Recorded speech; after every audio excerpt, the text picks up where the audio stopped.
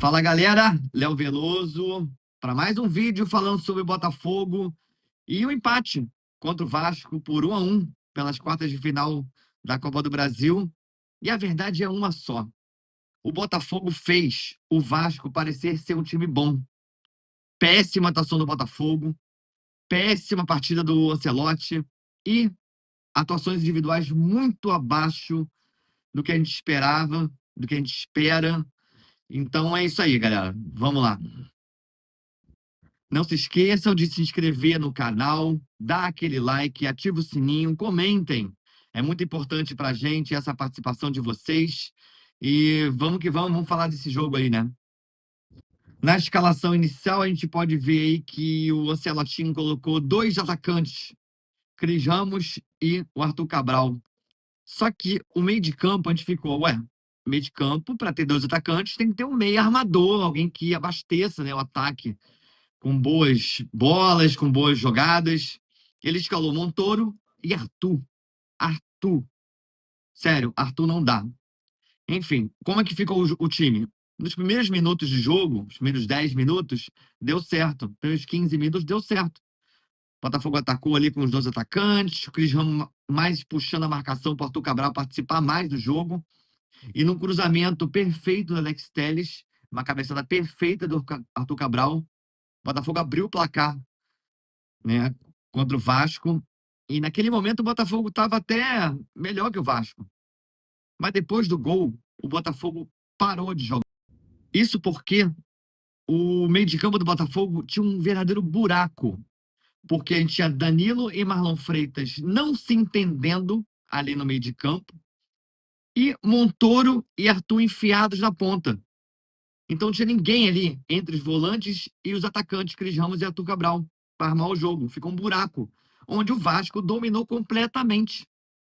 Montoro, coitado, se esforça, fica ali na lateral, ali jogando, às vezes, contra três defensores, porque o Alex Telles também não apoiava do jeito que tinha. Então, Montoro se via de costas, com três marcadores tendo que recuar a bola. E o Arthur, vocês podem ver aqui os dados do Arthur no jogo. É lamentável. Arthur não viu a cor da bola, porque o Arthur não é uma opção para esse time do Botafogo. É um jogador fraco, fraco fisicamente, que não escolhe as boas jogadas, que não ameaça em nenhum momento o time adversário. Antes do jogo, a gente já falava que Arthur não dá. E não sou só eu que estou falando, não. A torcida do Botafogo não aguenta mais o Arthur e nessa insistência. E o Arthur ficou em campo até os 25 minutos do segundo tempo. Isso é inaceitável. Outra partida também lamentável foi de Danilo. Danilo e Marlon Freitas. Danilo não consegue acertar os passes. Marlon Freitas também fica ali sem função. Os dois estão sem função. Estão batendo cabeça. É você que vai armar, é você que vai sair com a bola, é você quem vai defender. Não tem um cão de guarda. A gente fala, né, que a gente é viúva de alguns jogadores e a gente está sendo viúva do Gregory. O Gregory faz uma falta imensa nesse time. Ou qualquer outro jogador de marcação, cão de guarda no meio de campo. Então fica o Marlon Freitas e o Danilo sem função no meio. Eles não sabem o que fazem, não se acham em campo. Ninguém entendeu também por que o Savarino começou na reserva. Ninguém falou se foi uma questão física, se foi só tática. Mas num time que tem dois atacantes de frente, você bota Arthur e Montoro, o Montoro tem características de armador. Mas ficou lá na ponta, sem função. E o Arthur, coitado, eu já falei do Arthur, e o Arthur é inútil, não serve. Depois do péssimo primeiro tempo, quando a gente olha dos times entrando para o segundo tempo, a gente viu que o Davi Ancelotti não trocou, não fez substituição, achando que aquele esquema estava dando certo. O que aconteceu? O Vasco pressionou no início do segundo tempo, e se não fosse o John, a gente teria perdido fatalmente. Quando a Ancelotti decidiu mudar o time aos 20 minutos do segundo tempo, uma demora incrível para mudar, vendo que o time estava muito ruim, ele coloca o Savarino no lugar do Cris Ramos, que se machucou porque bateu a cabeça. Aí o time melhorou. Melhorou. Deixou de ser péssimo para mais ou menos. Então, o Savarino no meio deu mais liberdade para o Montoro, por exemplo. Arthur continuou inútil ali no canto do campo. Mas o Montoro se apresentou mais ali com o Savarino no meio. Então, o Botafogo não chegou a ameaçar, mas conseguiu colocar a bola no chão e conseguiu trocar passes, conseguiu ameaçar um pouco mais a área do Vasco. Mas ainda sem perigo. Cadê o Jefinho? Por que não botou o Jefinho? Jefinho fez ótima partida contra o LDU e contra o Juventude.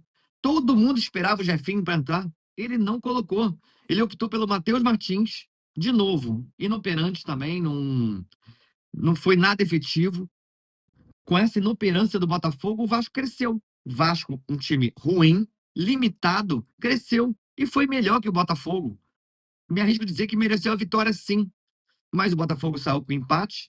O resultado em si não é ruim. Ruim foi a atuação do Botafogo. E o Botafogo precisa de uma vitória simples no Newton Santos para garantir a vaga. Mas jogando desse jeito, a gente fica muito ressabiado. E o Vasco sabe que é ruim. Você pode ver já na entrevista do Diniz, ele já está chorando por questão do gramado sintético. Dá uma olhadinha aí. Que a gente tem jogado é um campo que a bola anda com mais velocidade, quica menos e segura menos. Para a gente também é bom. No sintético já é uma coisa que favorece muito quem joga no sintético. Eu já falei mais de uma vez, eu já trabalhei em times que o campo era de grama sintética, o Atlético Paranaense, e o time que joga nessas condições leva uma vantagem. Porque o jogo muda muito. Eu não sou um cara favorável à grama sintética.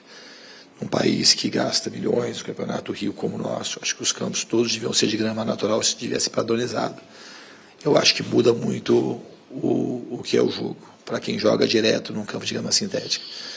Se talvez fizer um estudo de aproveitamento desses times quando era grama natural e depois que teve grama sintética, provavelmente aumentou o aproveitamento, porque é diferente. Para quem vai jogar, muda muito. Então a gente vai ter que ir lá e procurar se adaptar rápido ao jogo para poder a gente fazer uma boa partida. O Diniz sabe que ele é freguês do Botafogo. E engraçado, né? Os times têm vantagem na grama sintética. Pô, o Cruzeiro veio aqui no Newton Santos e meteu 3-0 no Botafogo. O Atlético Paranaense tem tanta vantagem no sintético que tá no meio da tabela na Série B. Então, cara, isso aí é muito choro também. Isso é muito choro. E já tá prevendo a grande dificuldade que vai ter no Newton Santos, não do gramado, mas técnica, porque o seu time do Vasco é ruim. Mas a gente não pode cair nessa que o Vasco é ruim, porque o Vasco foi melhor que o Botafogo no jogo em São Januário. Mereceu a vitória contra o Botafogo. O Botafogo não jogou nada, foi inoperante e deixou o Vasco jogar. E no abafa, jogando em casa, com o apoio da sua torcida, foi melhor que o Botafogo. O próximo jogo entre as duas equipes é só em setembro, após a data FIFA.